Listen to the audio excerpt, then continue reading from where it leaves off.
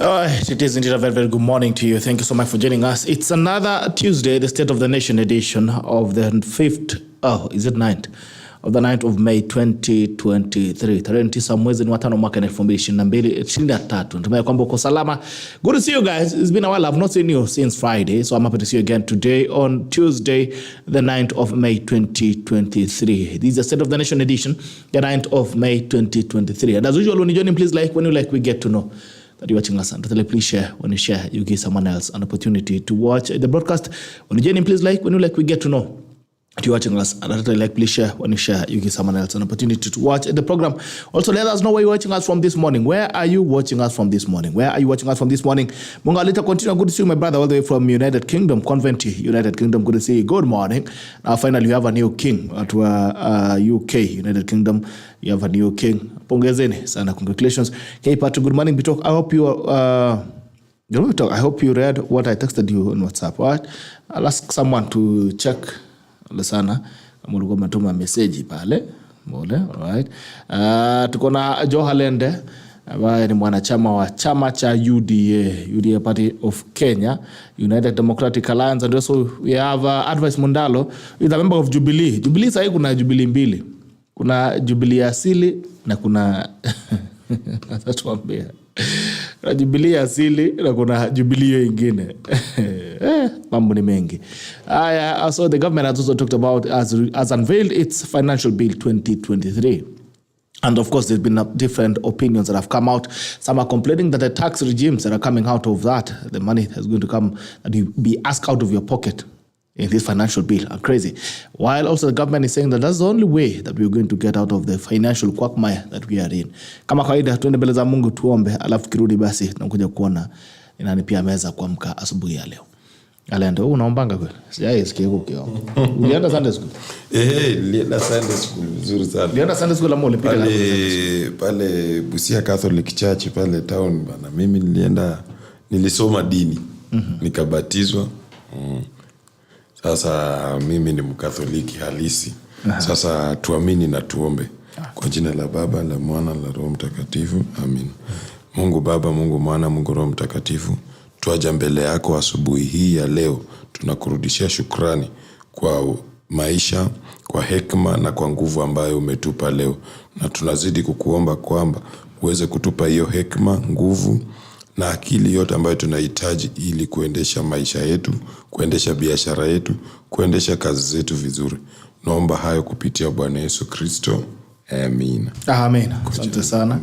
Naomba at least ulipita karibu na shule. So kwa wale wetu wengine wetu ambao tuelewe hiyo ni nini kusema aje?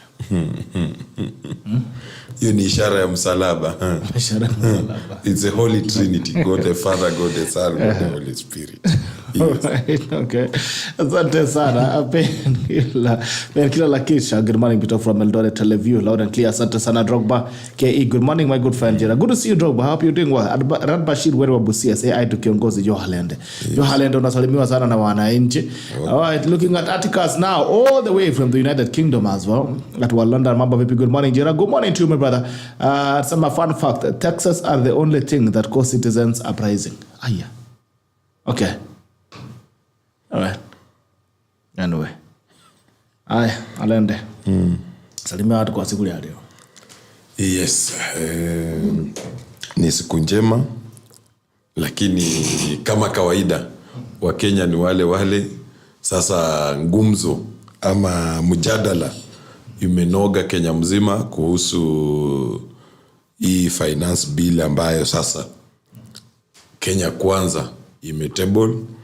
But one of the best thing is that it's a bill whereby yesterday it was published on all leading national newspaper. Memorandums zinahitajika, public participation must be done. Okay. And itakuwa inafaa ipitishwe or amended ndio ipitishwe. So it is something that is up for debate. Right. And Kenyans must come out and express themselves. Because Kenya Kwanza government is not a dictatorial government. It is a government that listens to everybody. It's a government that accommodates everybody. It's a government that wants to move with all Kenyans in the same direction. So tumefika hapo. But even before you go to that financial bill, what is the feel of the nation? What is the state of the nation? Are you guys paying attention to how the nation is? Are you unasikia nchi ikoaje? What's the state of the nation? Unless unatoka nchi nyingine, lakini kama uko hii Kenya hii yenye ambayo sisi wote tuko, uchumi wetu umezorota, lakini tuko tunajaribu. Na haukuzorota, hatukuamuka tu asubuhi tukapata uchumi wetu umezorota. We had a government in place, and that government had its program, the past regime, the handshake regime.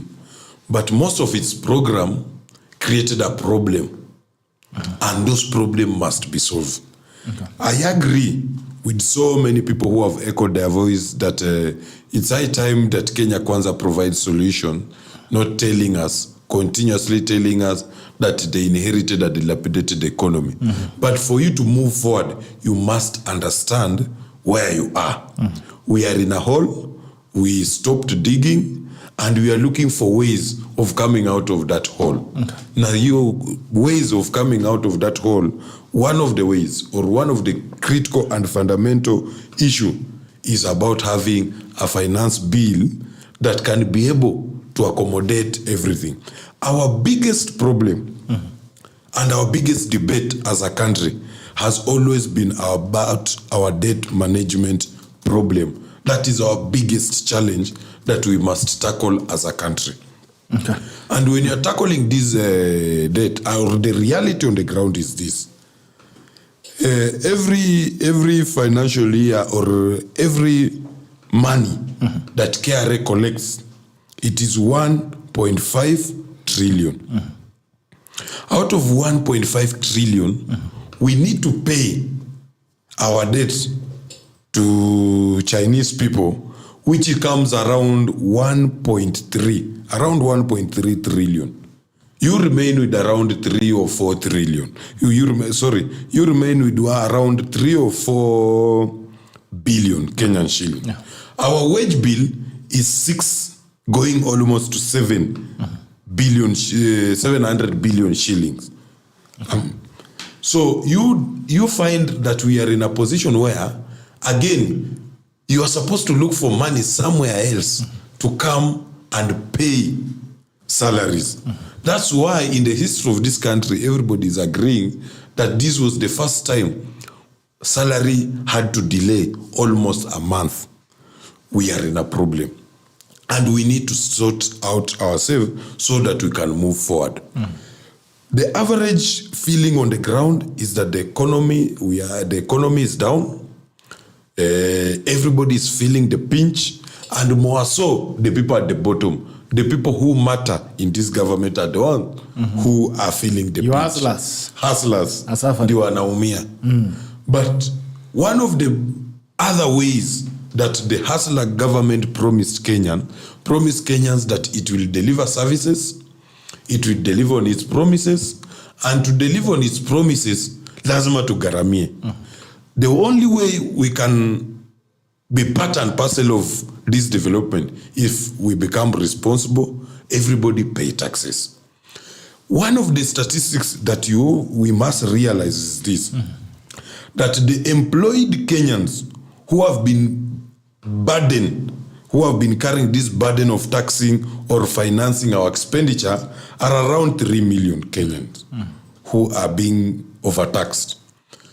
Now, we need to increase this tax bracket so that we can share the burden equally.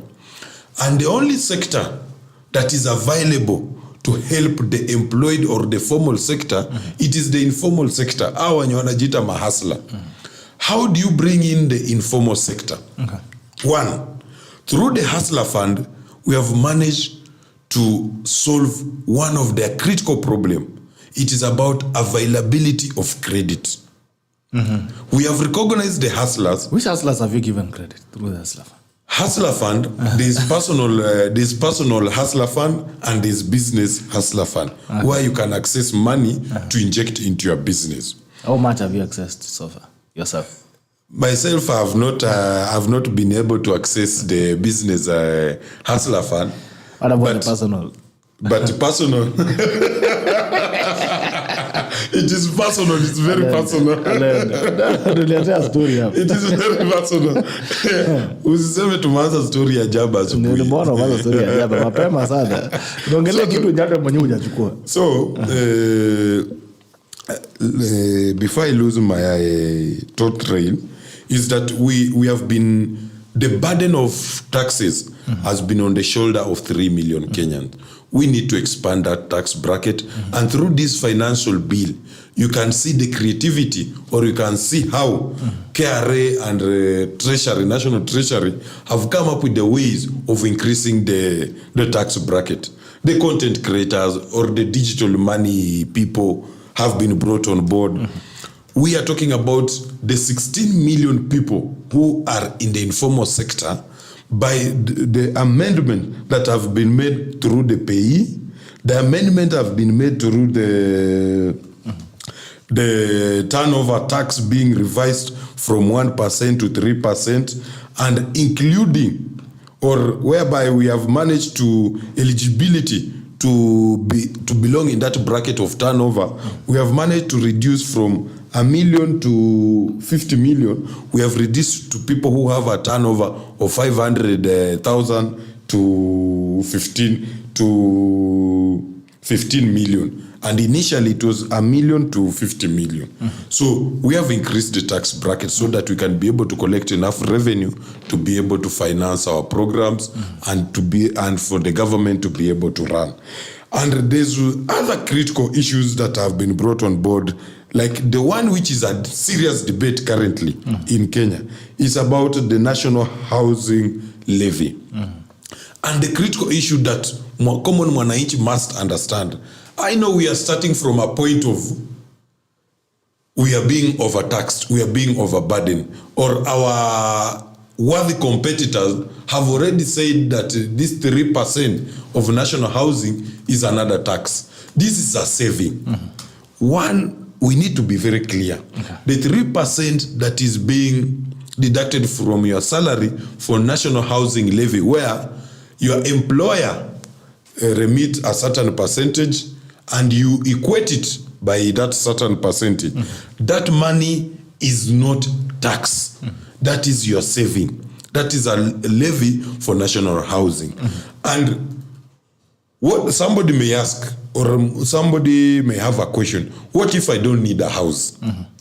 There's a criteria that has been given out, and it's way laid out in that sector, whereby after 7 years of remitting this levy, you are allowed to either cash in, get your money. 2, you can transfer it to somebody else who needs the house, or you can transfer to your children and your spouse, or you can transfer it to be part and parcel of your pension scheme. So I think some of the critical issues in our bill can be conversed and explained, and we have a civic education where people can be able to understand where we are coming from and where we are going, and what this revenue bill touches on and can be sorted out. But do you guys know where you are going yourself? We That's know. an important question. But now, I know you are a red man. Naona pia Mundalo ameingia hapa na suruali ya kitenge. Ingia hapa karibu sana Mundalo. Najua unapambana na mambo ya Jubilee, labda ndio umetoka tena mangumi kileleshwa. Ndio maana umechelewa. And now I know Khalende is a man who is well read. There's a quote by Winston S. Churchill. Winston S. Churchill. And he says that I contend that for a nation to try to tax itself into prosperity is like a man standing in a bucket and trying to lift himself by the handle. Ushaikaa ndani ya ndoo, unaweza jiinua na mkono ya bucket ya ndoo. What makes you think that taxation is a way out of the deep hole that we are in? I agree with you, Gerald. That, not with me, Winston Churchill. And Winston Churchill, and with you, and with very many Kenyans, that we cannot tax our way out. We are in a hole. We must stop digging, and we must come out. One of the ways, and the critical way, is that government needs to offer services to its people. And the only way that these services can be offered if we pay our taxes. Yeah. And so already, even before this finance bill being tabled in parliament, this government has shown to us that it can be able to facilitate Kenyans to improve its economy. It can be able to facilitate Kenyans to do business, and it can be able to facilitate Kenyans to earn a living. We've rolled out different programs. We have said that instead of subsidizing flour at the miller, we are subsidizing and managing the cost of production of maize kwa shamba na mkulima.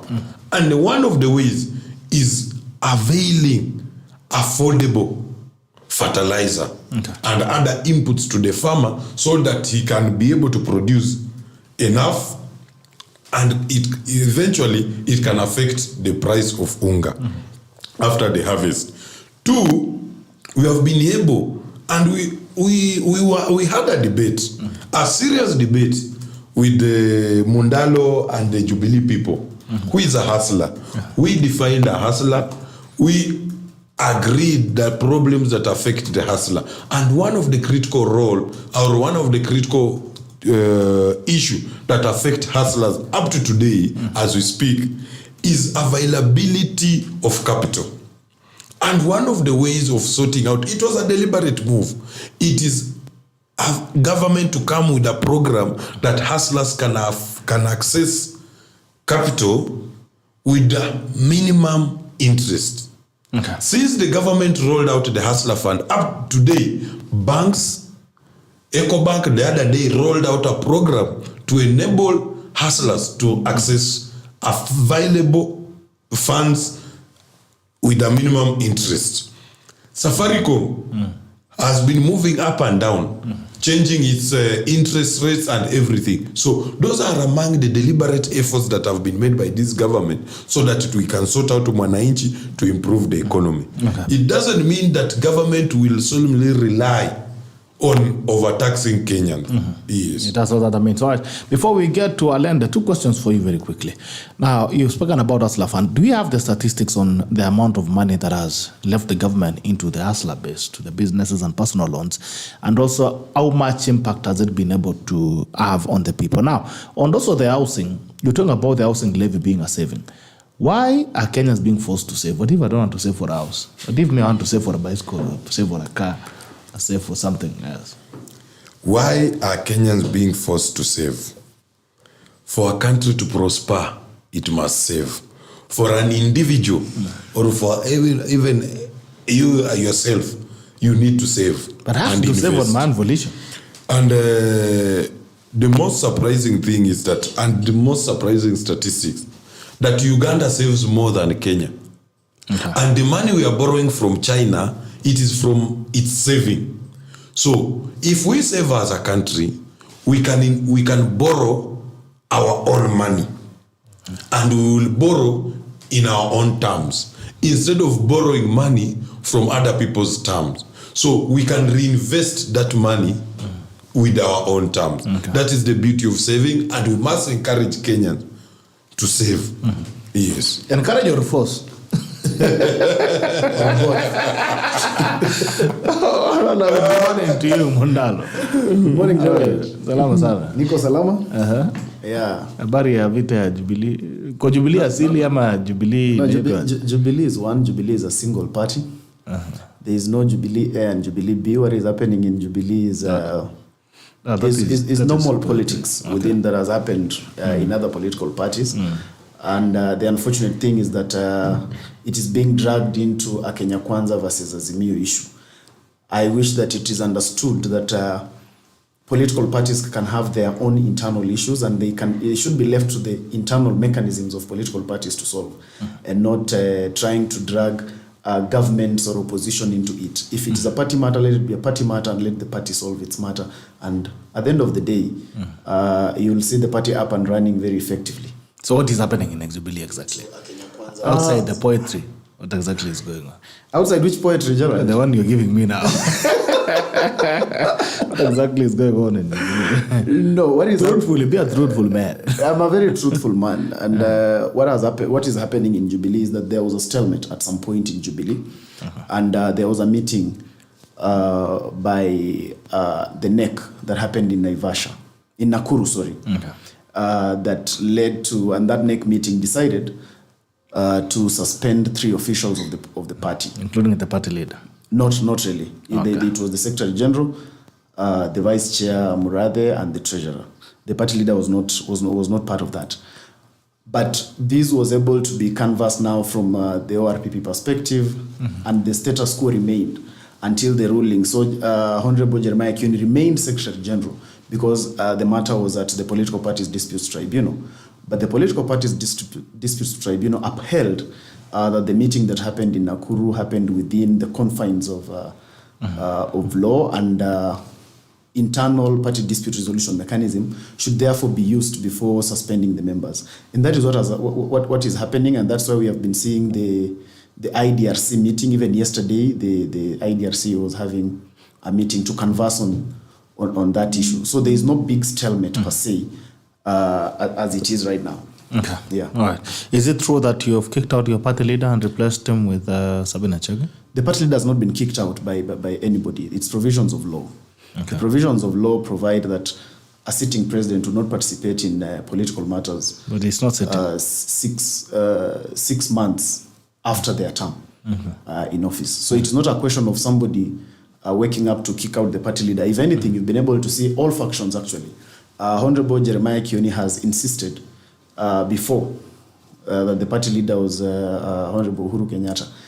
Honorable Kanini Kega, before, even because the 6 months had not lapsed, he was asked and he insisted that the party leader was Honorable Uhuru Kenyatta. But after the expiry of the 6 months, that is the time when the NEC was able to sit down, and because there cannot be any vacuum in the leadership of the party. And that is why Honorable Sabina Chege was put in acting capacity, awaiting an NDC to ratify that. Okay. Yeah. So what is the conflict then between this group that you are in? It's Kanini Kega, Sabina Chege is in, even you are in, and other people. And the other one where we have Jeremiah Kioni and we have the former president. What's going on between the two parties? What is going on between and why do we have to do? And I don't like to call them two factions, but anyway, because that is as it is. That's the reality. It is that, and I've insisted that Jubilee Party has an internal issue. The biggest problem that is in the party is an internal leadership problem, and the leadership problem in Jubilee is what the NEC of Jubilee is trying to come up with a solution to. What is happening in Jubilee has nothing to do with Kenya Kwanza and Azimio. Unfortunately, the other faction led by Jeremiah Kioni is making it appear as though there is government interference and therefore there is an Azimio problem. This is not an Azimio problem. This is a Jubilee problem.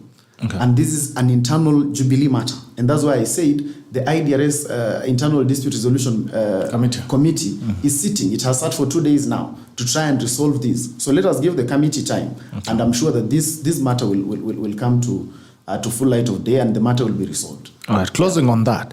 Now, the reality is there are two factions that have level of backing and root.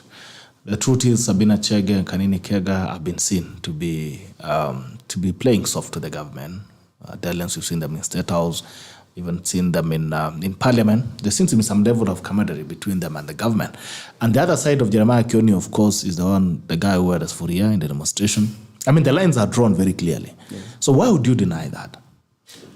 I don't know what becomes a problem when leaders of a country meet a president. I do not understand that because the president is a unifying factor for the entire country.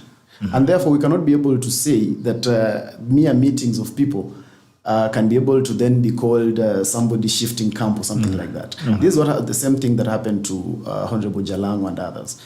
Joe Khalende has been always known to be a ranking member of the United Democratic Alliance. If tomorrow we see Joe Khalende with the Honorable Raila Odinga, we do not start saying Joe Khalende has now become to ODM.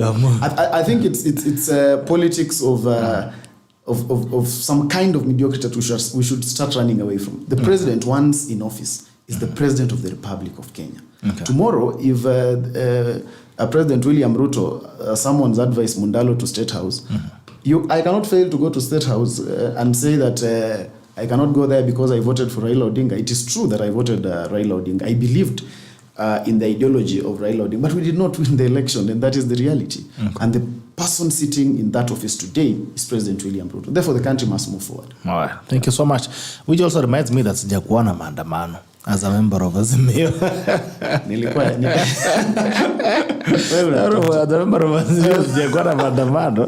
And also the stand of Azimio as it is right now is that the government is illegitimate. So it's interesting to hear a part of Azimio saying you see the talk. What is happening in Azimio is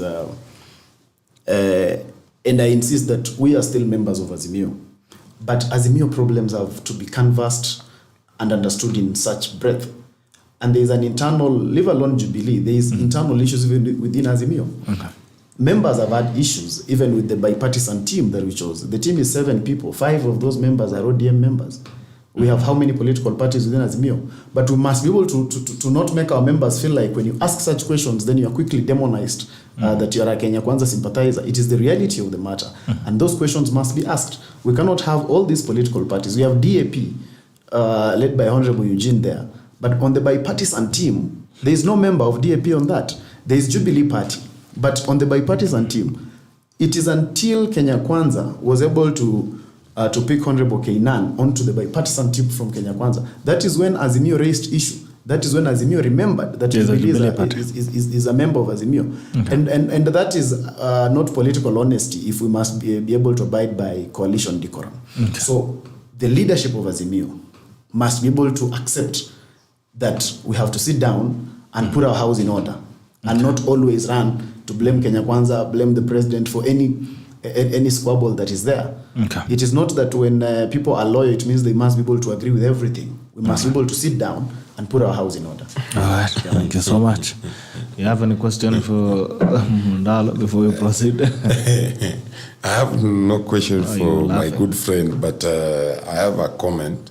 And this is one thing that everybody must realize. Any good student of politics in this country must realize that Raila is a different political animal. And every time he loses an election, he quickly starts strategizing and scheming for the next election. Raila has made 100 steps before his followers or the so-called Azimio people started thinking what is going to happen next. Kana Mundalo. Immediately after losing an election, after losing the 2022 election, Raila accepted the results. As a person, he accepted the results. He accepted the outcome of the court, the verdict of the Supreme Court, and Raila started strategizing for 2027. And he quickly realized that the Kenya Kwanza government was still trying to consolidate itself in power. And akaona mwanya. And Raila immediately hit the road. And the typical Raila is the Raila on the streets. And that is Raila in opposition, in his full regalia in opposition. And Raila was shaping himself towards and setting a foundation going forward. And he has managed that up to an extent that today, as much as we call it Azimio, but Raila has gone back to ODM. You will see Raila there with his all the MPs that he's moving around with are from ODM.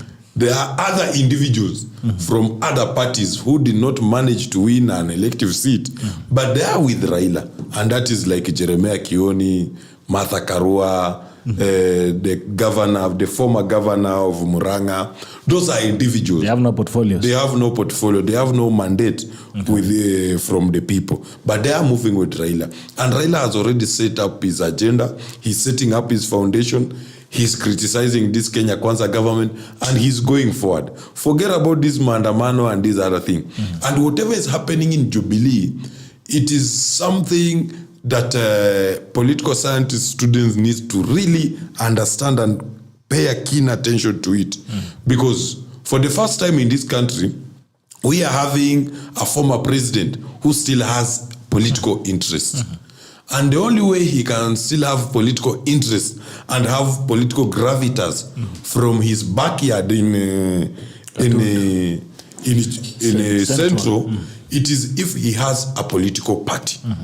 Because the former president Uhuru Kenyatta, realizes that as much as UDA was powerful, his Jubilee was dying. He managed to get around 32 elected seats, MCS plus MP and senator. They're around 32. So he has realized that, yes, as much as the party is remaining a shell, the elected members have moved with the Kenya Kwanza, but he thinks that he still has some influence within Mount Kenya. And he's also scheming on ways of how he must be influential in the 2027 election. Either by being part and parcel of the opposition, or either by negotiating his way in government 2027. So it is just the different political animal trying to maneuver their way to the next dispensation of this election. Yes. All right. Mundalo, umepewa analysis na watu wa serikali. All right, what is the state of the nation advice? What's your feel of the nation? My feeling of the nation is that we are waking up to a morning where most of our conversation about the tax, the proposed finance bill that is being tabled to parliament. And I think most Kenyans, if not many Kenyans, are very unhappy in reality with those tax proposals, because we seem to be trying to tax ourselves to prosperity, which is not something that has been achieved before. And the burden is being thrown more to the civil servant more than even to the business people. Because when you move to a place where you want to tax 35%, it is way very high. So I tend to think, but it's also a good place for us to test our parliamentarians, because our parliament, we have three arms of government, and parliament is an arm on its own. And this is the highest time when that is being tested, because the MPs will then have to see whether the MPs are going to make independent decisions or they are going to be whipped as usual. Because I'm sure even them, they know exactly what the people wish of them. But again, in the same finance bill, we cannot wish away some of the goods within that bill. Like, I agree with the tax amnesty, where companies that have not been able to transact or do any business can be able to be given some tax amnesty. Because, we have people, Gerald, who registered companies even some time when they were in university, 5, 6, 7, 10 years ago. They did not really understand the dictates of what happens with the company. And before they are even able to now put the company to use, they are being told, you need to pay this, you need to pay that. You already have a lot of bills to pay. And it is able now to make the company becomes moribund. It can now not even transact. It can't do anything. So these are young people that invested in creation of companies, but they have never benefited from them, and they cannot get the clearance from KRA, and therefore they cannot transact business. So that tax amnesty is a positive bit of that finance bit. There's also the tax refund, because formerly it used to be that when KRA is supposed to refund you, like, you have to really wait. You have to struggle for it. You have to struggle for it. You have to wait for so long. But now you see with the tax refund mechanism, where it says that if you owe KRA 5 million and you paid 10 million, they owe you 3. Then they owe you. And if they have not paid you, then in your next payment, you can be able to pay less the amount that you owe. So I think that is a bit of a positive. So it is two-sided. It is two-sided, but I think the heavier aspect of trying to tax the country into prosperity is something that I do not really agree with. And then we have some things that are in that tax bill, Gerald. You don't know who told government that Kenyans need housing. You don't know who actually negotiated with government and told them we don't, because on the many problems that I have seen Kenyans raise, I have not seen them raise that problem. Actually, according to the 2019 census, I think over 80% of Kenyans actually have housing. So I don't know why we are creating a problem that doesn't exist and struggling to solve it. And then in the same matter, you ask yourself, if someone doesn't have, if you're going to build a house for somebody, what makes you sure that they want that building in Pangani, for instance? What makes you sure that somebody wants to retire in Makadara, for instance? Why are we getting into the decisions that are supposed to be personal decisions of the citizens? Because those are not necessarily government decisions. So we are getting way into this. What about those ones who already have houses? Because we have people who already have mortgages out there. They already have their own mortgage. They are servicing their own mortgage. They are building in the village, or they are building somewhere else, or some are even building outside the country. So, and the third question is, what about the person who is now paying for this but will not qualify for the house? Because again, it has a criteria. So what about the person? Why are we having somebody to pay for this, and at the end of the day, they will not qualify from it? So it is doublefold. And this finance bill is the real state of the nation right now. We must agree that the cost of living is high as it stands now.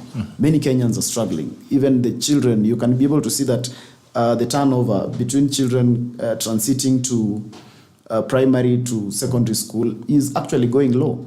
The children who are opening schools now, you can see schools are saying not many people have actually reported back to school. So we must be able to face the reality as it is, and that is the current reality. So I think my brother like Joe Khalende, who sits with the president, should be able to move with speed to advise government on this matter.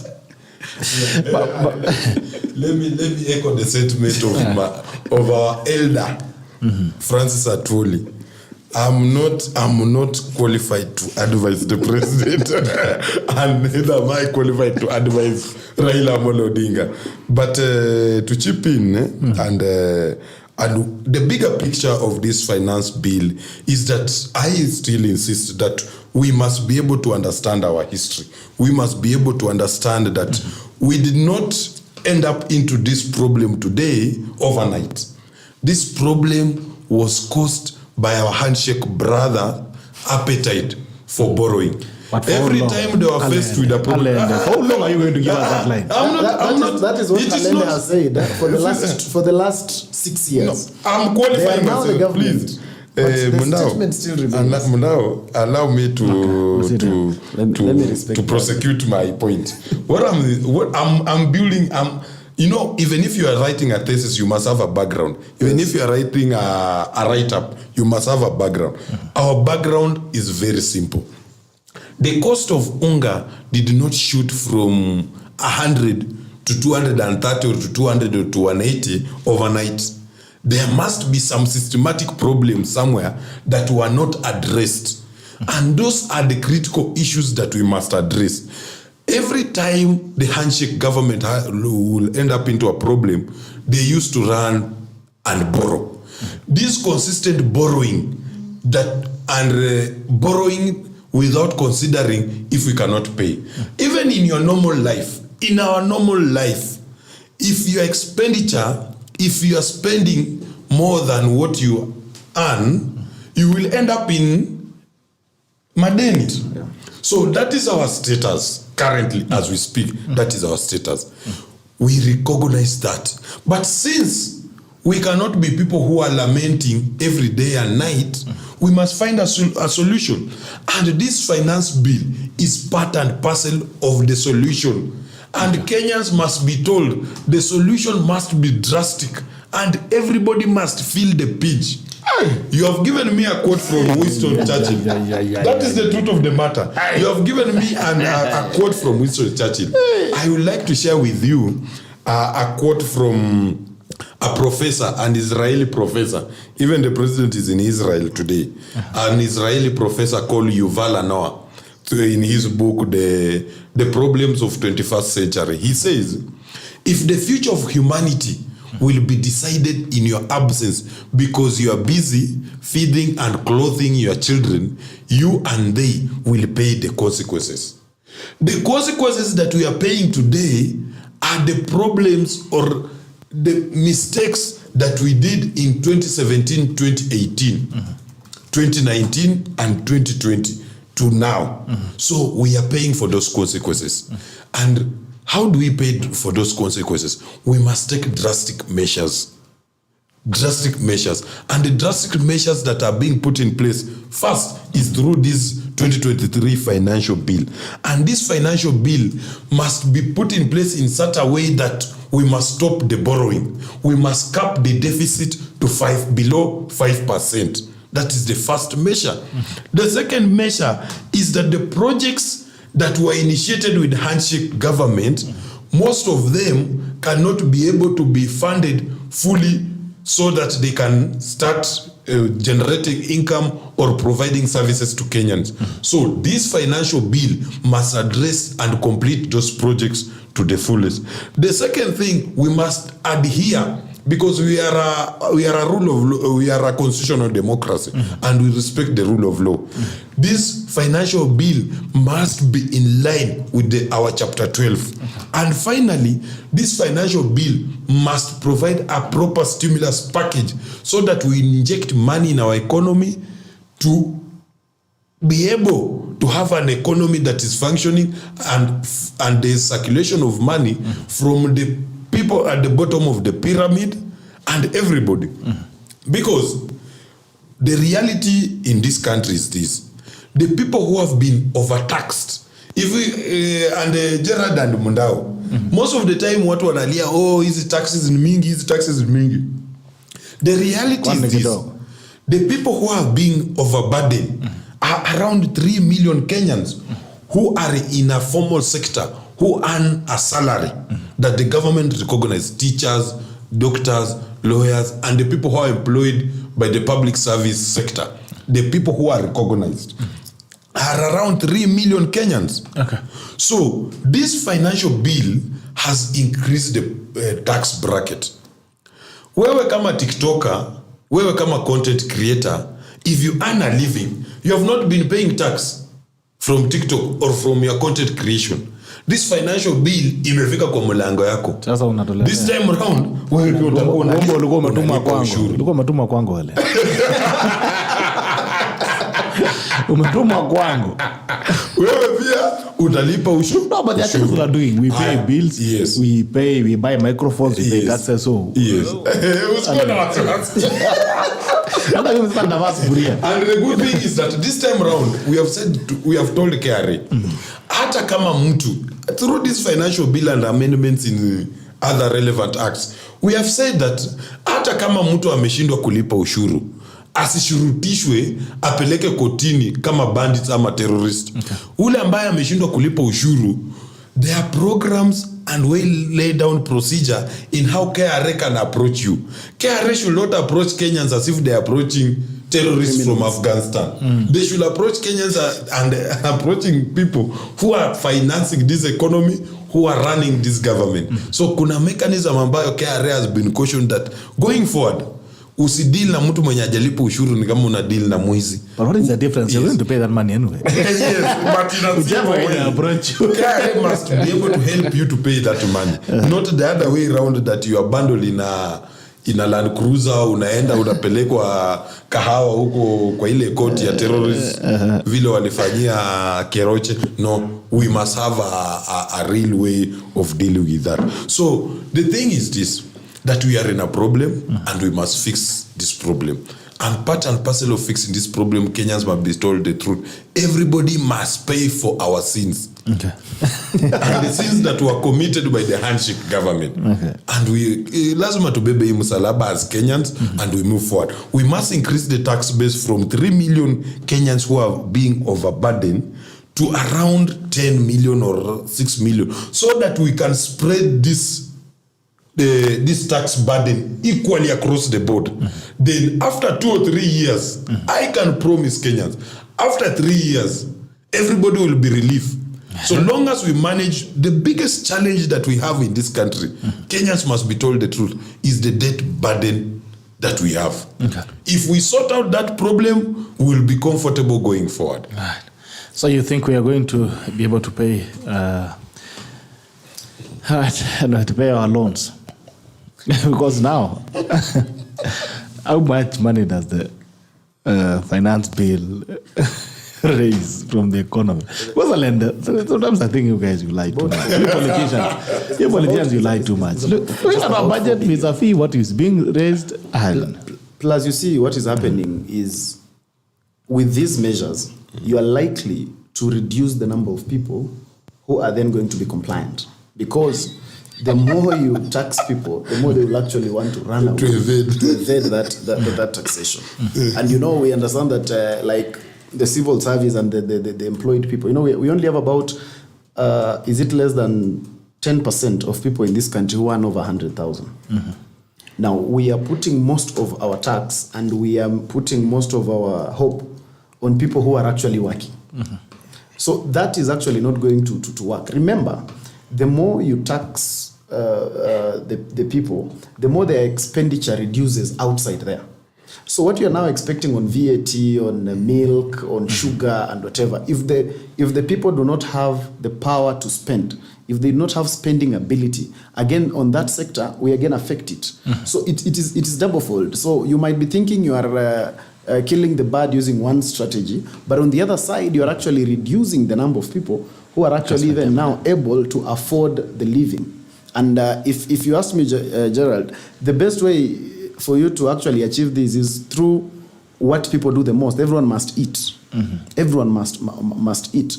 So if we targeted such areas, and found a way that we can be able to put money in the pockets of the people so that they are able to consume more, then we are even able to have more taxes. But if we are going to reduce what they already have, in the name of we are increasing the tax base, we might actually not be getting there. And the bigger problem is, it's not sometimes even in this country about how much tax people pay. It's about how do they feel the effect of that taxation.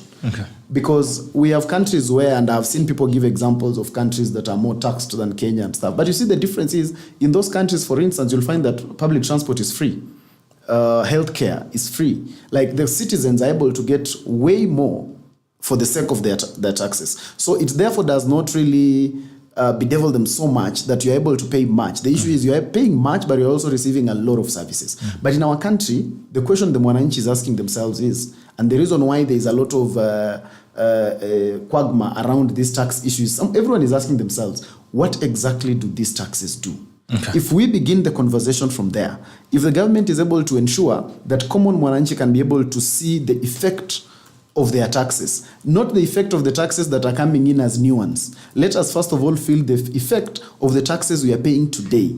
Then that can be motivation enough for people to feel like, no, let us actually do this more. If when I pay taxes, I can go to the hospital and my child can be treated and that can be done effectively and even free of charge.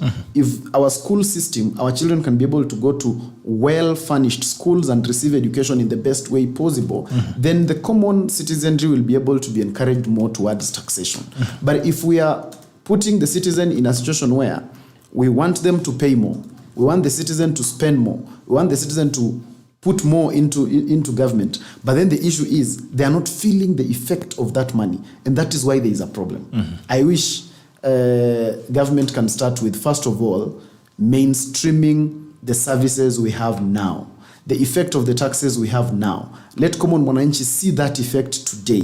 That will be able to motivate them for this that is now being. But the good thing, as I said, what I like about this finance bill is that it's going to put our members of parliament to test.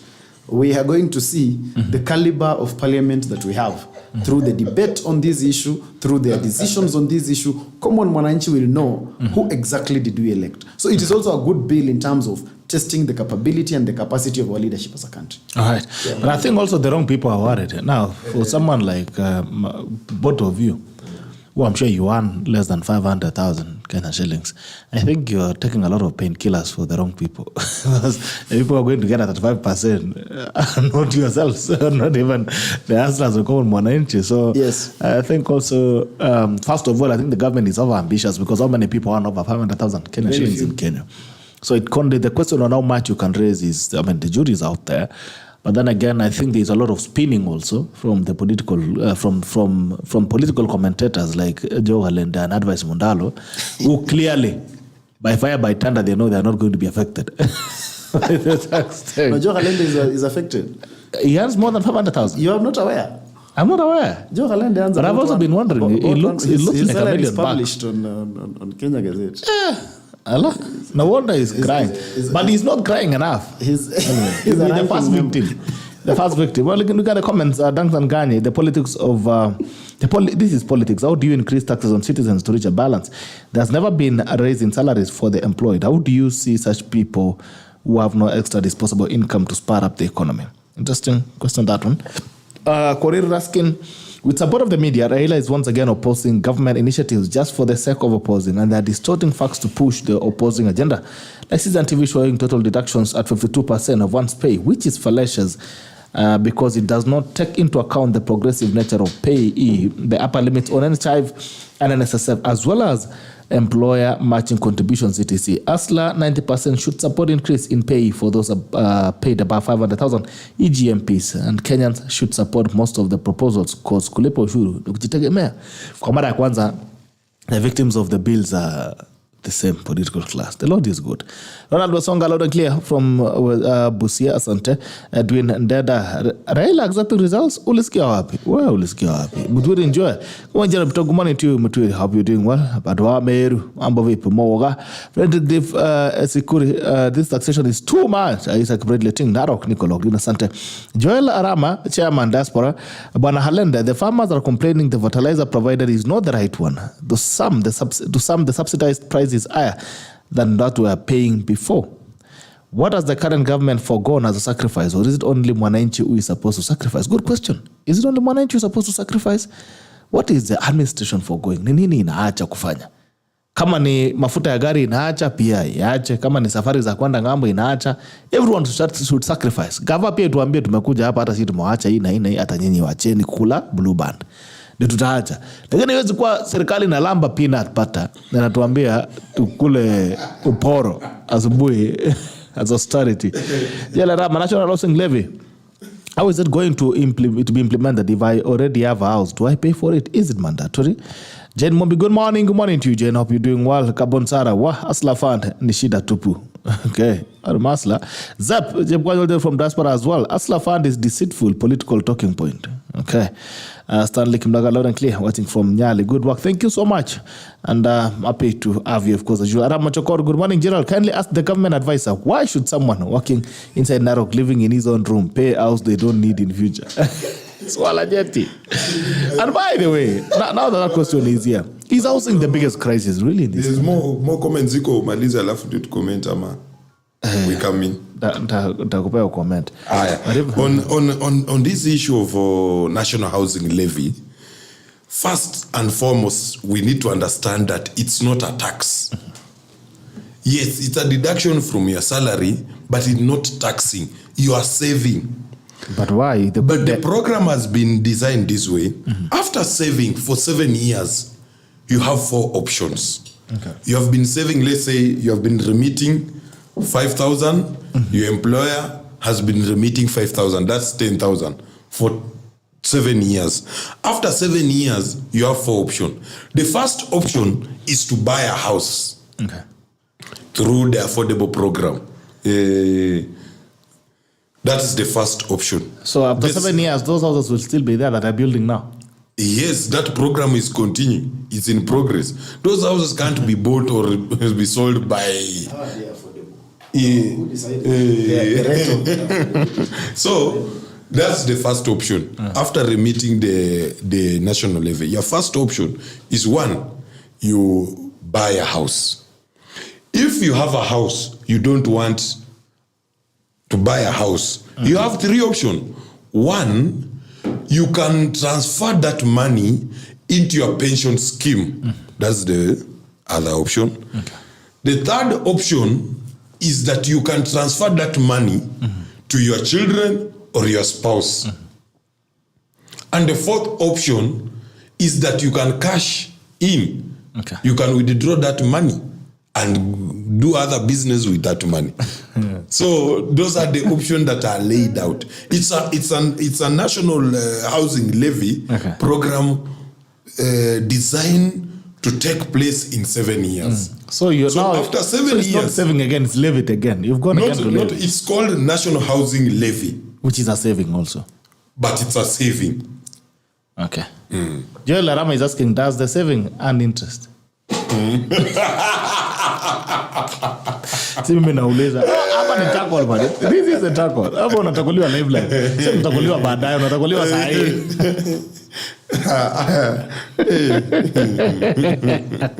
Arama. Hiyo serikali imekwama. Kama hiyo ndio tunategemea. What we need to understand is this, that it's a saving that it's towards national housing, you acquiring a house. Alright. Of course, But these are now, levies. if you are going to transfer it into something else, then So be it. not that so be it, but you have that option. It is not something that you are being forced to just buy a house. It is not that after remitting that money, after 7 years, you will just be given a house. You don't ask a question. You have the option. And if it's a saving, and in a normal occasion, in a normal day, a saving must attract interest. You can't be saving money for 5 years and it doesn't attract an interest. What I cannot confirm is at which rates, but it's a saving and it must attract interest. Okay. All right. That's an interesting one. Now, a simple definition, dictionary definition of a levy is impose, tax, fee, or fine. A tax of 2% was levied on all cargo. So maybe just as an advisor, maybe you need to go and tell them to find another term to refer this to. The designers of the program must come. They need to do something. Yeah. Regarding. And that's why it's still a bill that we can be able to debate, we can be able to amend it, and we can be able to move forward. So we welcome the suggestions and the comments. As a government, we are flexible. We are not a government that we are always on the defensive, or we are going to gag anybody who is going to be against. And one thing that Kenyans must be encouraged.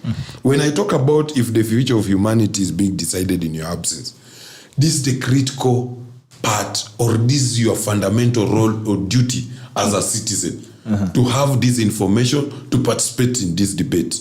In a democracy, a cycle of election doesn't start and end after you voting.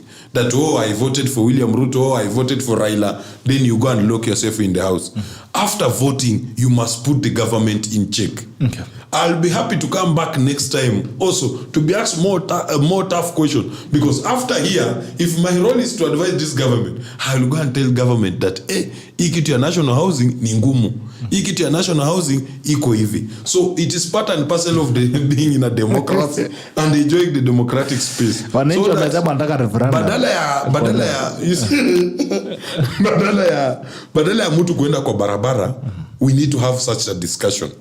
And we invite Raila Amolo Odinga through the bipartisan process and through the normal debate. Yes, he has said that we are overburdening Kenyans, that we are doing all sorts of things, that Zakayo Ashuke nini. But now this is the debate that we want us to have as a country. This is a debate that I'll be very comfortable seeing Raila explaining himself how Kenya Kwanza has overburdened Kenyans. This is a debate I'll be very comfortable seeing our deputy president, seeing our president, seeing our treasury minister explaining in a national platform and defending this bill. So it is a debate that we must open and have it for a candid discussion. Yes. All right. Then why are they making it a must for everyone? Some of us have homes and we are not thinking of moving to towns. Joel Arama, Khalende should just say serikali haina pesa, tufanye mchango. History ya Levy tuachane nayo. Abon Sara, why save for me? I know how to save. Hiyo Juma, I'm still paying a loan for my 2 houses hapo hapana hiyo. Hiyo ni unyang'anyi kwa shamba la wanyama. Okay. Joel Arama, so far Khalende is doing a better job than the expert economist David Ndii. Can we do a reshuffle? We will consider that. I know we can do that. Now, there's also a very interesting debate that is ongoing right now, of course, and it is about the reintroduction of the 16% VAT on fuel. Now, in 2019, this is a new story. In 2018, 2019, it also came into parliament that was fronted by the Anshe government. And they were saying, 16% lazima kiwekelewe. Now ilikuwa Raila Odinga na Uhuru Kenyatta. Na walikuwa wanasema hii 16% it must be by fire by thunder we must have the 16% VAT on fuel. But now there was an outcry and there seems to have been some level of reversal. At that point, Kenya Kwanza or Rasla Nation at that time, they were saying, no way, there is no way you're going to levy 16% on fuel because fuel is a serious agent of production. So your story ikaenda ikazama. Now, the tables have changed very quickly. Now it is Kenya Kwanza, which was previously then the Azimio Nation, which is pushing for the introduction of 16% VAT on fuel. And now it is Kina Mundalo who are saying, no way, hakuna, haiwezekani. There's no way you're bringing in the 16% VAT on fuel. Now the double speak, where does the Mwananchi, where do we leave the Mwananchi in all these ruckus between politicians? That you can change your mind overnight, but Mwananchi should remain the same Mwananchi. Hii nini mnatoanga wapi Mundalo? Huh? First of all, in all fairness and honesty, the 16% levy on being imposed on fuel, already with the economy as it is today, already the economy is doing badly. The common Mwananchi is not affording very many things. Almost everything they are supposed to afford today, they cannot be able to afford it. Okay. Fuel, as you well put it, is a factor of production. Once the fuel prices go up, so many other things go up in equal measure. So you look at, first of all, even the timing that we want to have this fuel levy is in the first place just off completely. It is not the right time for us to even be having such kind of a conversation. And I don't know why government is so into conversations about taxation of the people. Okay. That is one of the biggest problems we have. And I agree that political processes sometimes run away from the reality of issues and over-concentrate on the needs of the politicians at the time. Okay. Because to have a 360-degree turn of people who are against this 16% then now promoting it, and have a section of people who are promoting it then now be against it, speaks of ourselves, our political culture that is very unhygienic completely. It runs away from the reality of the issues and then it becomes about who is winning in this conversation. Is this thing good because it's being proposed by my party leader, or is this thing good because it will make the other person fail and it will make me look good? And as I said, such issues, both this fuel issue and the proposed finance bill, the beauty of them is that they are going to test the pedigree of the people that we put into the August House. Okay. It's going to be able to make Mwananchi know that this is actually the real face of the person you put in this house. Because those are the people representing us. At the end of the day, the rest of us can only rhetoric, we can only talk, we can only say what we think, but the people who are going to be mandated to make that decision for the rest of us is the bunge. Okay. But it's also important for Mwananchi to know that we have up to, I think, 28, if I'm not wrong, that we can also be able to, especially for the proposed finance bill, in public participation, we can also actually submit our proposals to Parliament between now and 20th. So there is a bit of time. It's also good for us to always make Mwananchi aware of such kind of things, so that we do not always ask ourselves, how do we actually participate? This is some of the ways through which we can be able to participate. And so if you feel that the bill is good enough, if you feel there is something that needs to be changed, it's important that you actually make your voice heard, because at the end of the day, regardless of how the finance bill looks, we must appreciate government that they have not forced it down the throats of the people. It has gone through the right process and we can actually have our voice heard. If at the end of the day it's implemented in the way we did not wish, then we'll have our parliamentarians to blame. All right, I get Khalende. I think it's now hard to believe anything this government says. Khalende anacheka tu akiulizwa swali. Okay. Forget diaspora board. No way we will work hard abroad. Throw it away by giving Kenya government. Watu kwenda barabara will be the list of your problems soon. Gerald, keep up the excellent work. Uliza maswali magumu. The question serious Kenyans have. Tauliza hapa. Tauliza hata kama alienda ataninyonga. Makuja nifungie. Akuja nifungie kiosk. Kumesikia analeta ushuru hapa. Kutoroka. Anataka kuleta ushuru hapa. Anataka kutumaliza.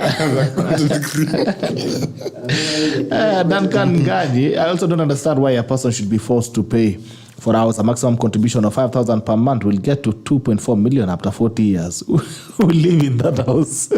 Khalende. By the time una afford hiyo nyumba itakuwa after 40 years. Kiarani.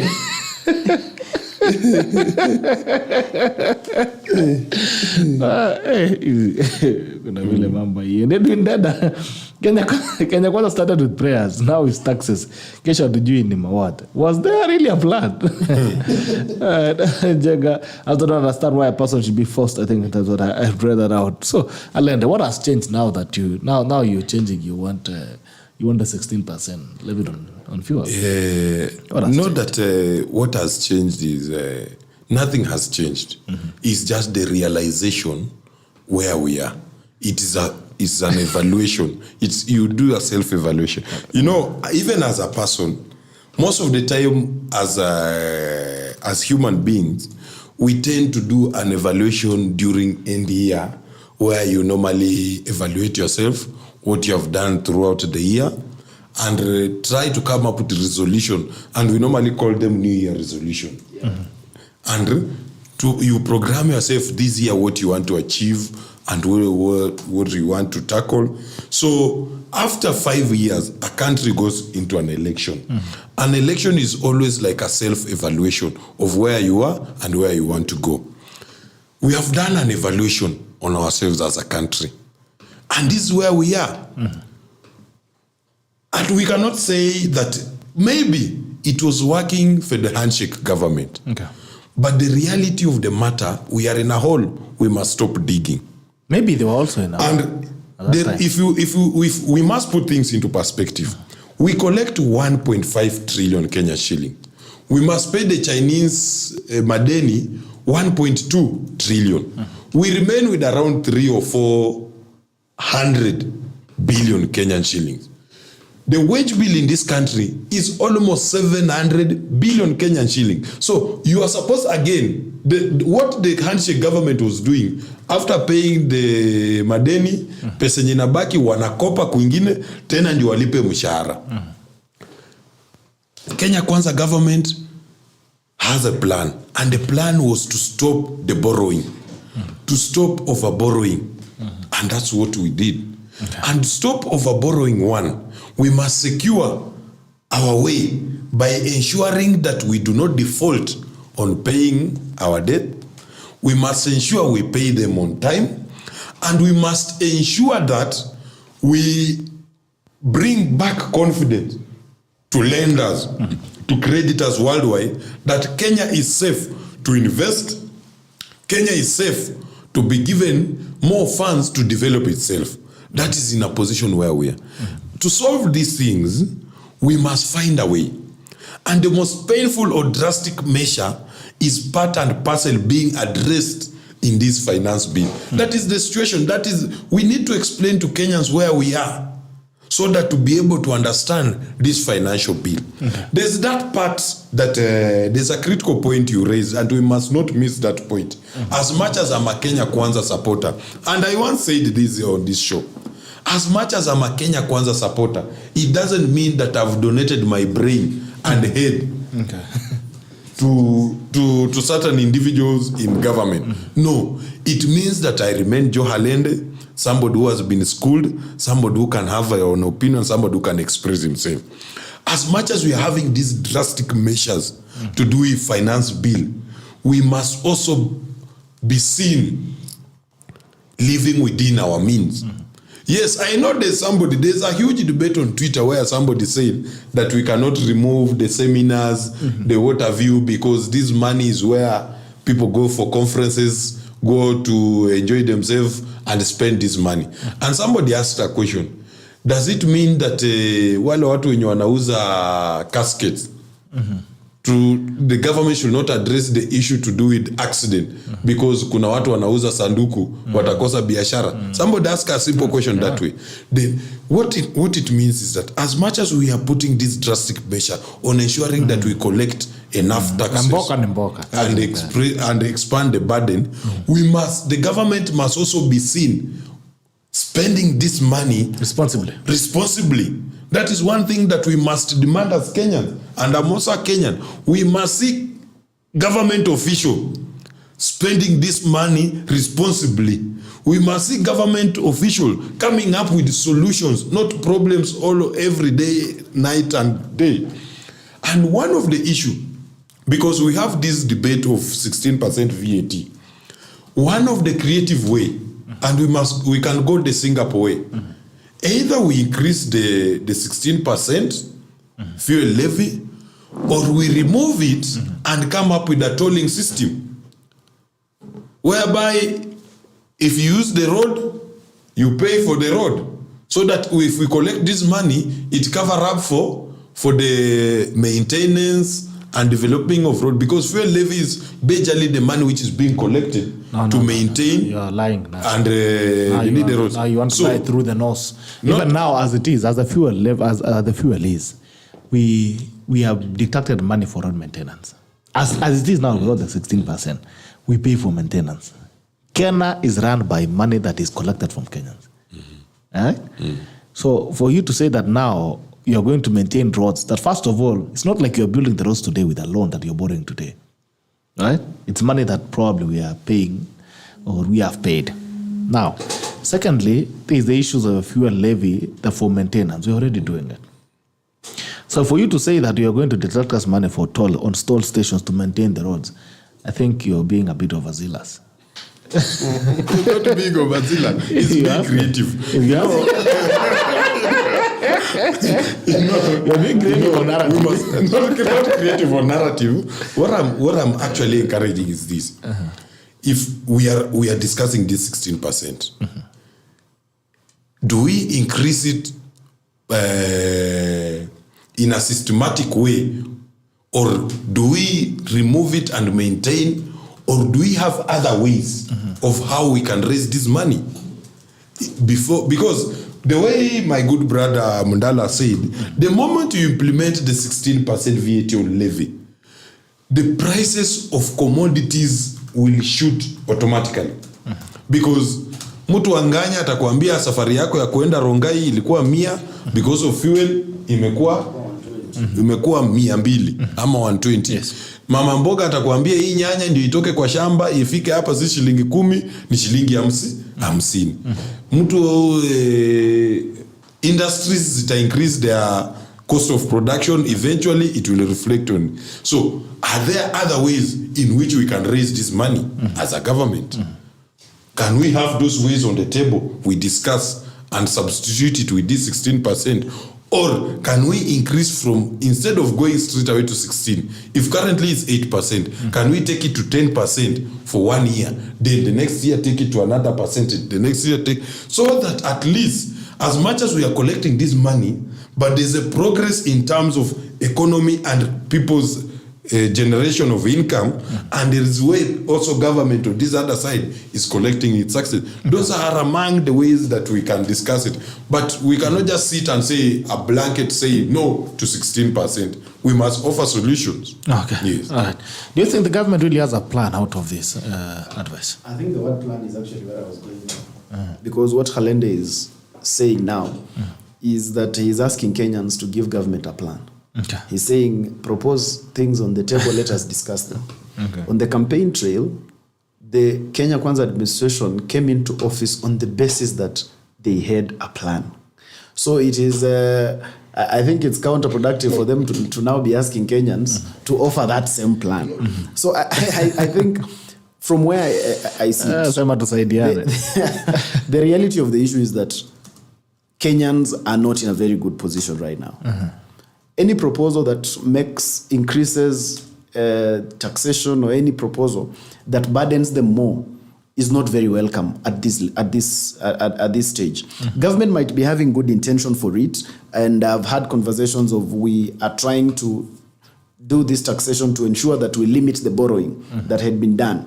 It is a good reason, yes, but again, if it is going to be at the expense of the livelihood of the citizens with whom you're supposed to protect, now again it becomes problematic.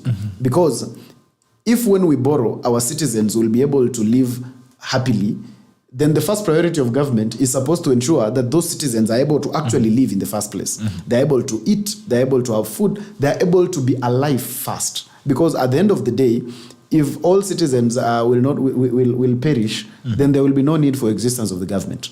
Okay. So it is important for government to prioritize, first of all, the current problems of the people. And the current problem of the people is that they cannot afford most of what they are actually supposed to afford. They cannot afford their own livelihood in the first place. Because the fuel prices that we are talking about and increasing the 16%, we are talking about a fuel price that is now at about 179 shillings. I know Joe Khalende might not understand this because his government nowadays, he's chauffeured. Yeah, that's the way you were last time. No. Yeah, the only thing is that things have changed. Last time you're not feeling it also. So I love this. You know what I love about my job is I get to speak to people when they are saying different things. And I've always been here. I've been here long enough to hear people speak in tongues. No, what I'm saying, I think the best thing for us to consider is the problem that we have now. The problem that we have now is the state of the economy. The Kenyans are feeling the pinch very highly. And for Khalende to use words like there will be no escape route, I think it's being very unfair to Kenyans. Let us first of all ensure Kenyans are alive.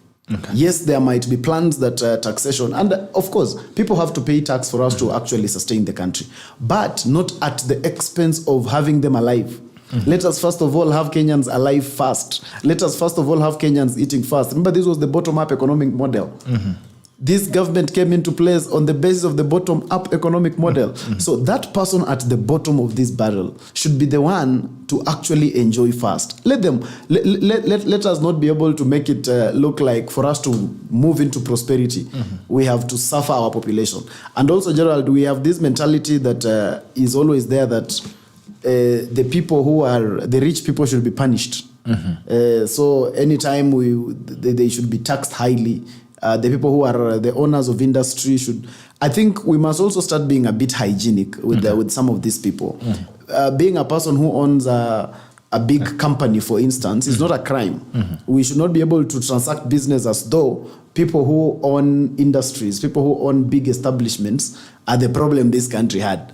The problem this country have. So these people are actually providing employment and such kind of things. So in as much as we want to improve the economy and improve the country, my bottom line is the citizen who makes up that country must first of all be alive.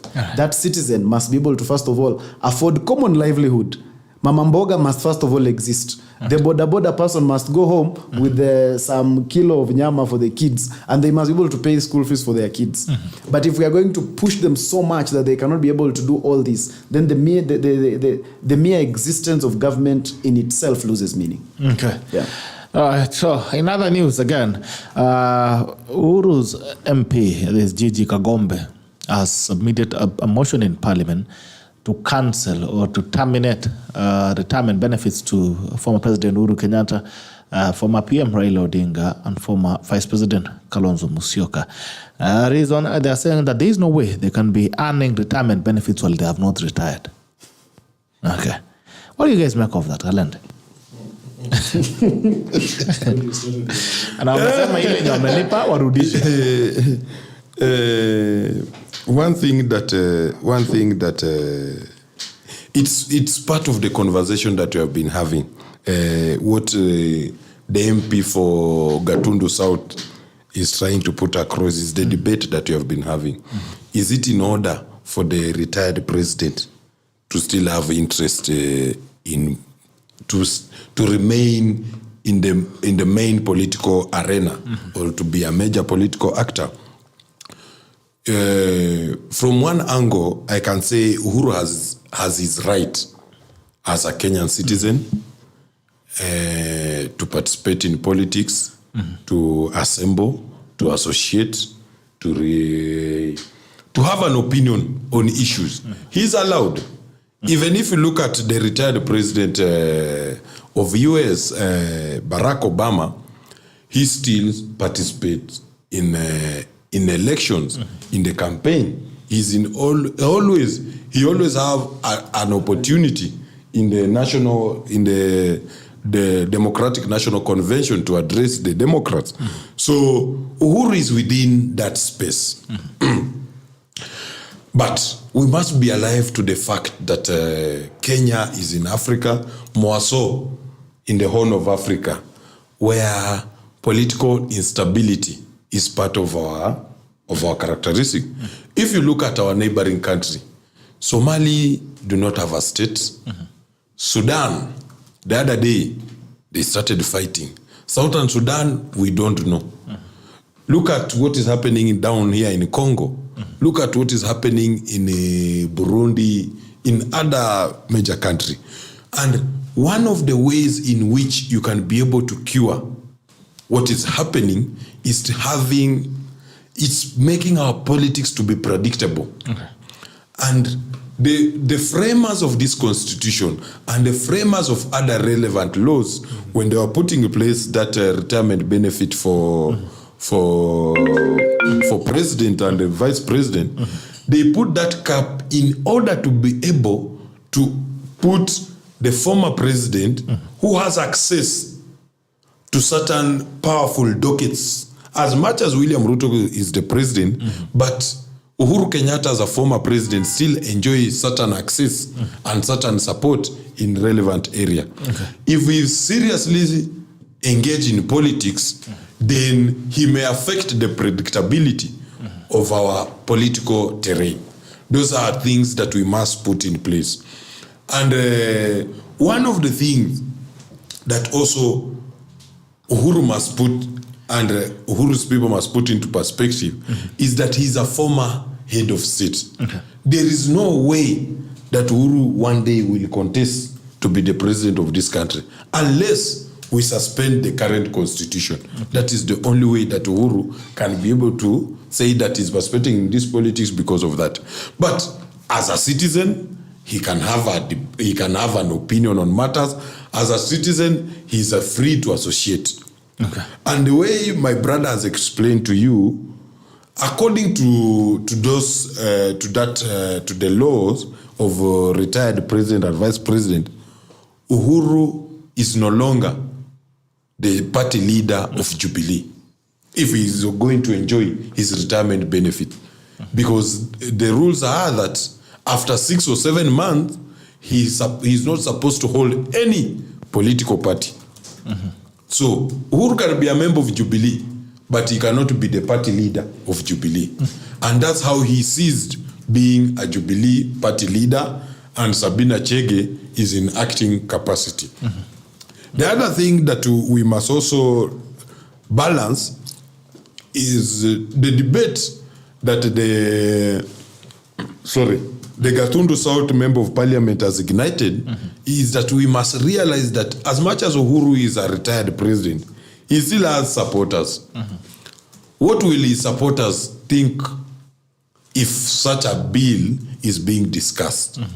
And how do we address that issue without infringing or without suppressing supporters of Uhuru or without making supporters of Uhuru to feel like their person is being targeted?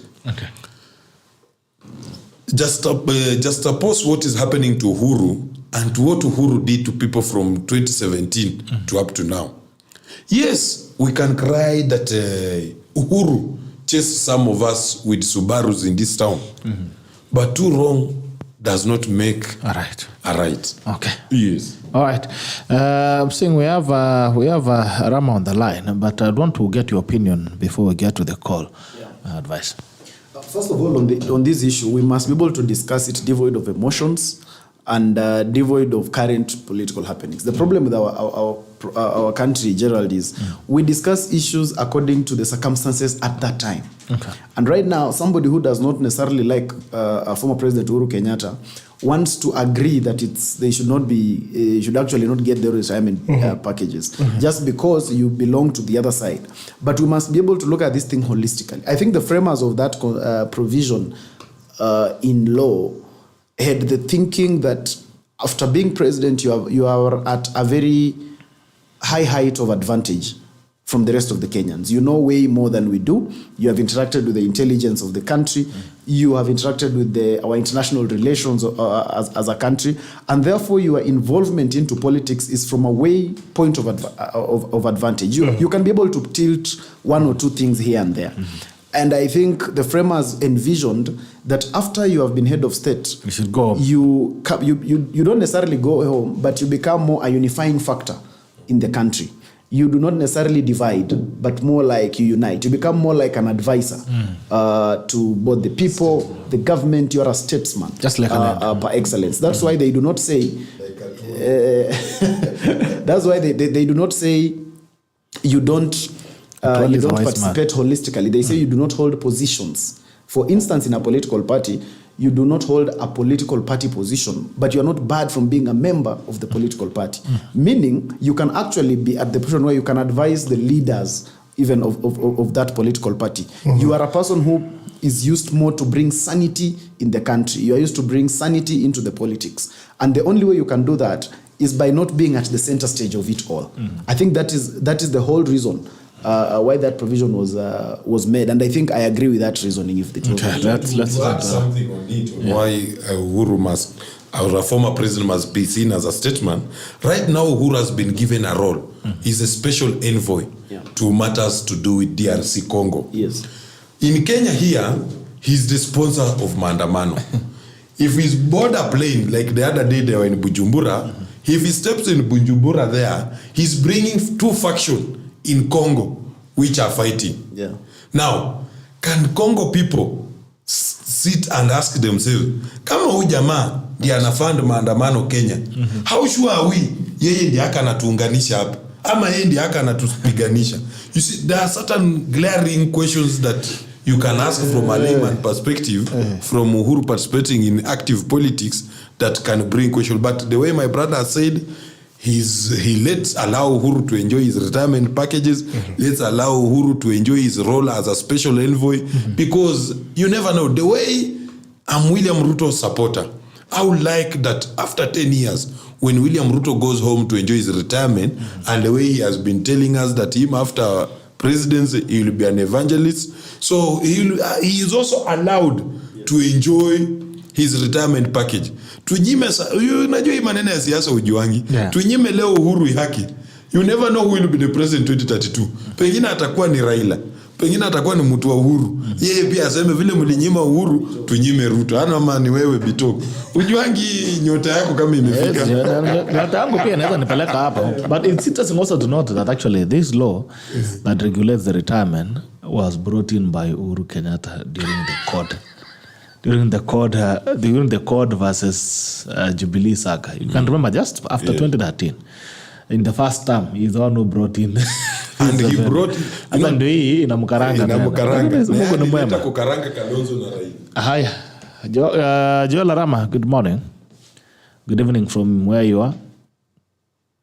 Chairman. Yeah, good morning. It's 1 a.m. already, so it's technically good morning also. Oh, it's good morning everywhere. Yes. Good morning. Sasa, bwana, thank you so much, Gerald. Sasa hii mambo ya Uhuru, first of all, I will tell the member of Gatundu South, your people are hungry, they need help, they need health services, they need a lot of social services. Stop this nonsense of politicking about retirement benefits of people who have actually served their time, and they are putting time to qualify for those for the retirement package.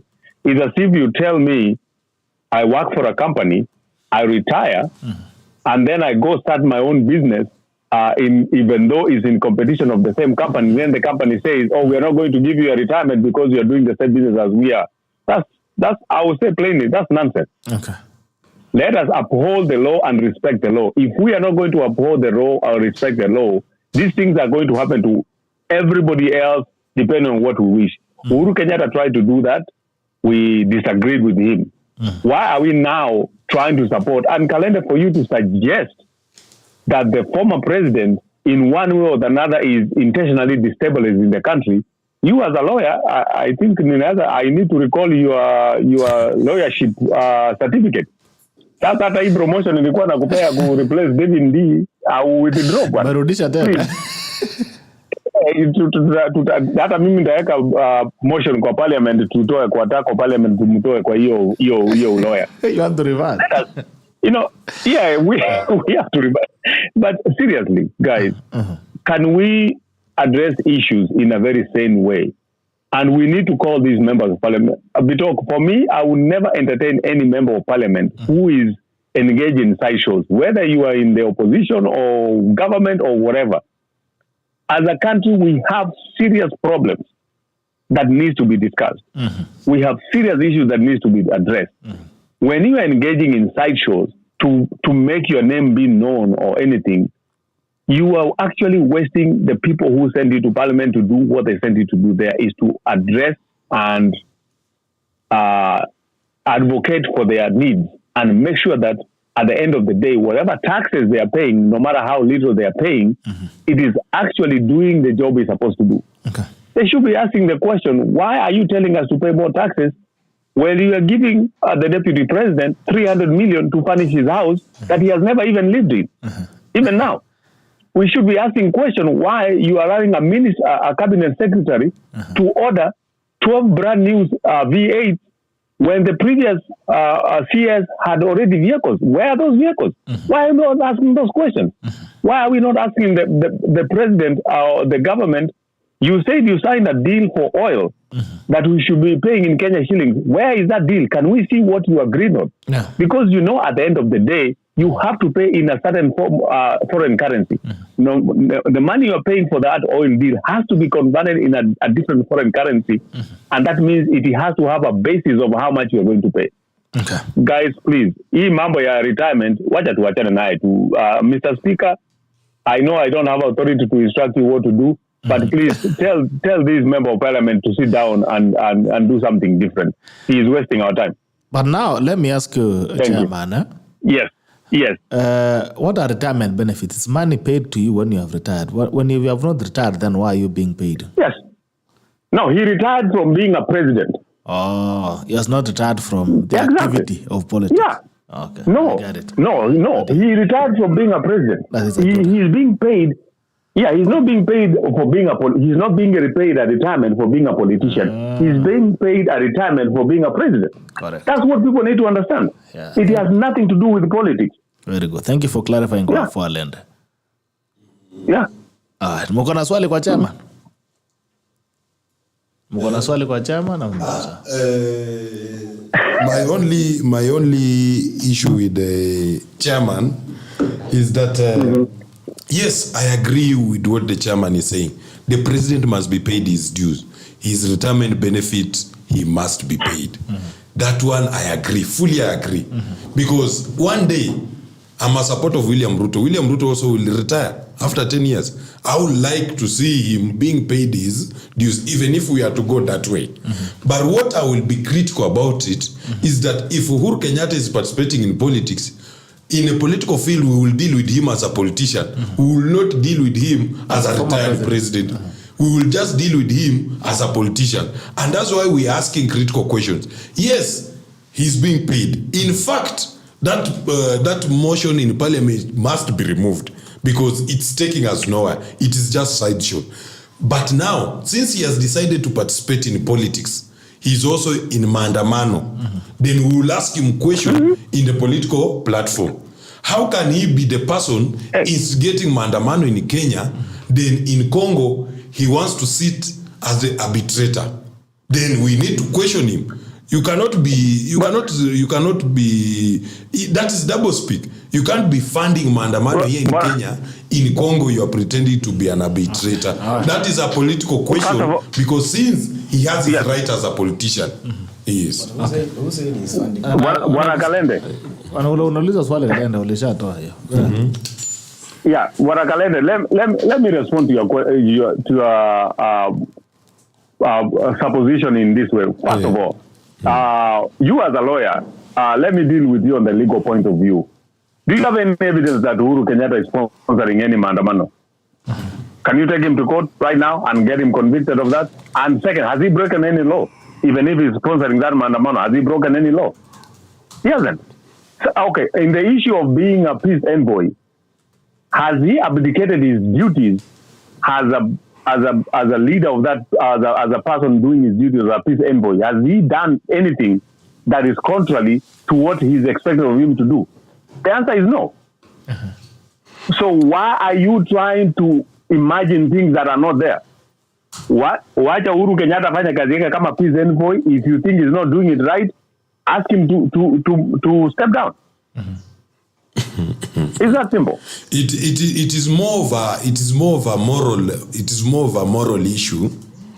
We sponsoring maandamano, it's not bad, because maandamano is well addressed under Article 37. It is well addressed. It is your right to picket, demonstrate, and give a memorandum or your petition. So long as it's peaceful, so long as it's unarmed. We have no issue with maandamano in terms of demonstration and following the rule of law.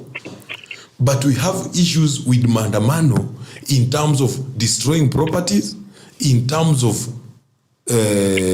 affecting people's livelihood, in terms of leading to loss of life. That's where we draw the line in terms of maandamano. And why am I putting it and asking a question that about his role as a peace envoy? You, in one side, you can't be an angel, on the other side, you're the devil.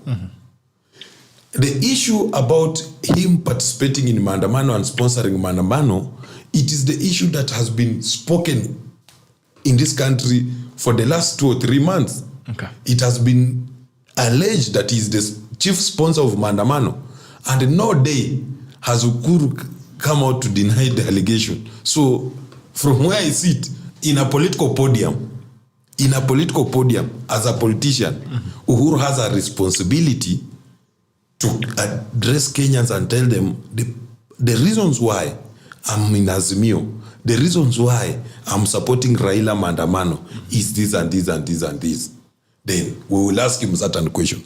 Because today we are talking about this, we have been talking about this financial bill, and we have agreed that our biggest challenge as a country is paying our debt.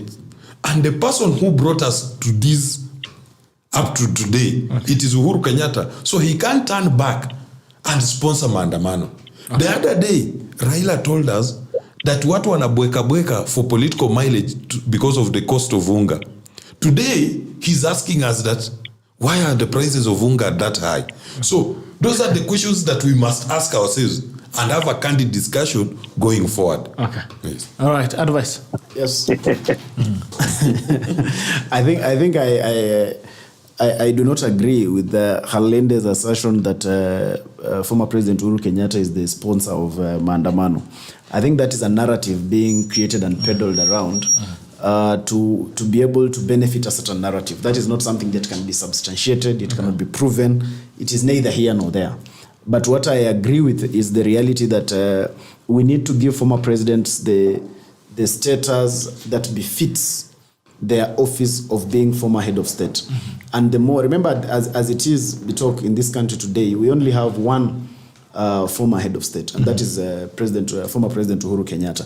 And therefore, if there is anybody that the country must look up to as a unifying factor, and somebody that can be able to bring warring factions together, whether in the political side or anything else, the person that will not be taken to have sides because he has more or less nothing to benefit except for the betterment of the country, then that is former President Uhuru Kenyatta. And that's why it's important that he's given that role that befits him. It's important that we accord him the respect that he deserves, and it's important that he is not involved in the murky political waters of whichever side, so that at the end of the day, we have somebody who we can all go to and listen to, and we are sure that he'll be giving us a position that is of benefit to the country and not a position that is of benefit to self. Okay, all right. Thank you so much. But Gerald, yes, sir. But let me just allow me a moment to ask this gentleman a question. All right, 30 seconds. You guys essentially, you have actually declared President Ruto ineffective as the country's unifier. That is his role. So why are you giving somebody else the role of the president to a former president? That is not what I said. I think I should come out. Maybe Nani has not gotten me clearly. The role of the president definitely is to unite the country. But I said that the position of a former head of state and the framers of the law that puts him in position of not really participating heavily in political matters and holding positions, I said that it's my thinking that the framers of that thought about it, that we must be able to have somebody at the helm who can also be able to be an advisor to government, a unifier of the country, and somebody who plays a senior executive, a senior role in advisory matters. Person. Yeah, a prominent person of that magnitude. And that is why a former head of state, it is not incumbent that he must be able to participate. He should not be able to take sides, so that at the end of the day, when we listen to him as a country, we are listening to a voice of prominence, a voice of experience, a voice that has been there before. That is the same position that President William Ruto will find himself into after he retires. So it is not that when somebody unites the country, it means the president has failed to unite the country. That is neither here nor there. It is just that in his position of influence and in his experience and having served at the helm of a country, he stands at a better place for us to actually listen to him. It does not underscore the importance of the serving head of state. I think, Gerald, this question should be extended to Sheria Uki on Friday to ask one of the framers what was the intent of that clause, because unless I'm mistaken, it doesn't prohibit the president from being in politics. Yes, I understand holding position because you have a lot of influence. Holding a position in a political party, that I agree, because already there is a provision in the law. But denying him his right to participate in a political expensation or political discussion, that is going a little bit too far. Because one thing, if you ask me, I would say President Uhuru Kenyatta has actually put himself, conducted himself in a very dignified way. Okay. He says he's in Azimio, but you have not seen him physically participating. I mean, for heaven's sake, he was a victim the other day of people robbing his farm or his mother's farm, for whichever way you want to put it. But he didn't say anything. Okay. Why would he come and address rumors of Khalende or anybody else about him sponsoring Maandamano? Prove it. Then he can go to a court of law or bring the evidence, then he can address it. There's nothing there. Okay. So, but we can continue this discussion another time. Sure. All right. Thank you so much, Chairman. Yes. And say hello to diaspora. Yeah. Now we are coming. Ulikuwa umesema nikuje, sasa umeona niko safarini nakuja. Sasa. Okay. Asante. All right. Thank you so much for that, Asante, Chairman. Always a pleasure to have you. 36 minutes past 9 a.m. Can I have your tackles of the day? Kwanza nimeona huko kwa kina Khalende watu wanakula seafood. Anyway. And then what's your tackle of the day? My tackle of the day is that now, as a country, we must have, or we must remain a democratic state, and we must live, or we must embrace the dictates of a democratic state. Okay. And as a constitutional democracy, under Article 10, we talk about essentials of governance, and that specifically goes into public participation. We must encourage the debate. We must welcome the criticism. We must be able to answer the hard questions, and we must explain to Kenya what is entailed in the Finance Bill 2023 and where the situation or the evaluation of the country and the reasons behind the financial bill, and to continue urging Kenyans that Kenya Kwanza has a plan. Okay. William Ruto, as the captain of the ship, is steady. And after this financial bill, after we have done the necessary, can we be able, as a government, to defend the project, the plan, and the agenda we promised Kenya? So that's part and parcel of what I can say that we need to encourage Kenyans today going forward. Okay. Yeah. All right. Your tackle of the day, advice, Mundalo. Thank you. My tackle of the day is just to be able... Ngoja masaa yake tuende lunch kwa Khalende. Tukule lunch ya serikali. Kule prawns. Na pork. I think my tackle of the day is, first of all, to just encourage Kenyans, especially the young people of this country, that most of the things that we wish that this government is able to do, and most of the things that we wish are able to be done right, we have a role to play in getting things right. Today, we have this finance bill. We have up to 20th. We can make our voice heard. The problem with us is most of the time we have participated in the rhetoric, we are participating in the disappointment, but we are not putting our foot forward in terms of getting things right. So it's important that, first of all, we as young people have a longer time to stay in this country than anyone else. We have a longer duration. We need the country. We are at the highest level of needing this country to be better than it is today. And so let us participate from the forefront. Let us be able to engage with government institutions, with other stakeholders, so that at the end of the day, we have what it takes. We are able to say, think the country has moved 2 steps ahead because of our participation. Let us not complain more and do less. Let us do more and help the country to move forward. Okay. Yes. All right. So it's a pleasure to have you. Thank you so much for joining us. This has been the State of the Nation edition of the 9th of May 2023. And if you're a farmer, I want to remind you that there is no other way to get your products, your farming products, your animal feeds, than to get them from Fugo by Unga Farm Care East Africa Limited. If you are a farmer who is serious about farming, and I've always told you this, farming is not just about kuweka ng'ombe hapo. It's about ensuring that you can give it the best care, to ensure they can feed with the best food as well. That not only gives you a guaranteed nutritional value in terms of formulation, but also ensures the safety of your animals and also those consumers, the end-use consumers. I've told this several times. Kwanza watu ambao wanafuga nguruwe, mambo ya kuacha nguruwe na manga, tafadhali wachana nayo.